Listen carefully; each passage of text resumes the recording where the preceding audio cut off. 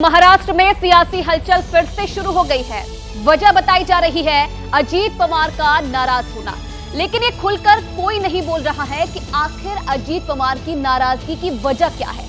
इतना जरूर है कि जैसे ही खबर सामने आई, सीएम शिंदे और डिप्टी सीएम देवेंद्र फडणवीस दिल्ली में अमित शाह के साथ बैठक कर रहे थे।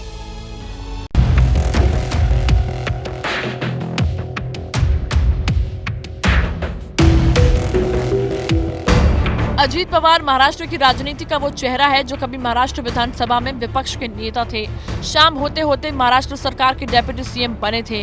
अब उन अजीत पवार के नाराज होने की खबर सामने आ रही है, क्योंकि महाराष्ट्र के deputy CM Ajit Pawar Maharashtra cabinet की बैठक में शामिल नहीं हुए।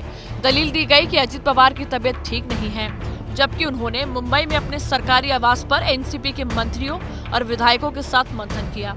अजीत पवार की इस बैठक में प्रफुल्ल पटेल, छगन भुजबल, संजय बनसोड़े मौजूद रहे। अजीत पवार की अहम बैठक करीब 1 घंटे तक चली।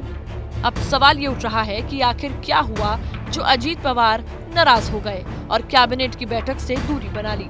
अब ऐसे में क्या महाराष्ट्र की राजनीति फिर किसी नए समीकरण की ओर इशारा कर रही है, क्योंकि महाराष्ट्र के मुख्यमंत्री एकनाथ शिंदे और राज्य के दूसरे डेप्यूटी सीएम देवेंद्र फडणवीस दिल्ली दौरे पर है। अब दोनों ही नेताओं ने देर रात गृह मंत्री अमित शाह से मुलाकात की। एकनाथ शिंदे और देवेंद्र फडणवीस की मुलाकात 3 घंटे से ज्यादा देर चली। सूत्रों के मुताबिक मराठा और ओबीसी आरक्षण को लेकर उनकी अमित शाह से चर्चा हुई। इसके अलावा बैठक में कैबिनेट विस्तार को लेकर भी बातचीत की गई है।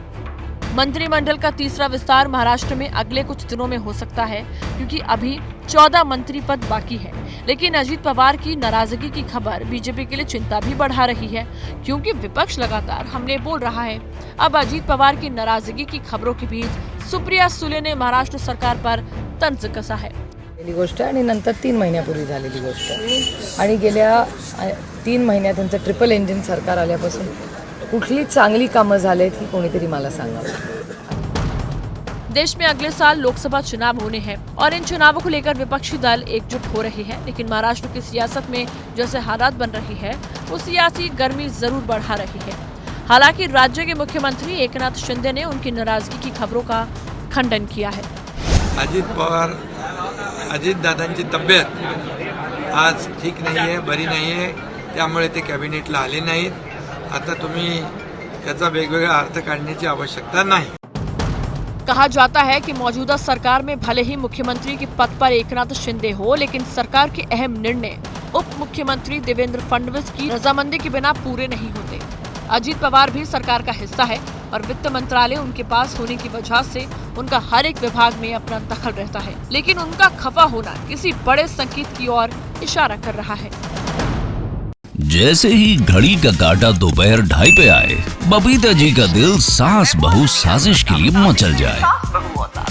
और ये है इनकी बहू, पूरे दिन ऑफिस की टेंशन हो जाए गॉन जब ये करें अपना फेवरेट शो फ्री टाइम पे ऑन।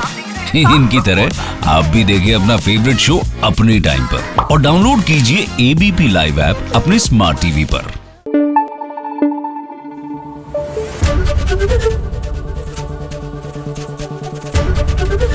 एबीपी न्यूज आपको रखे आगे।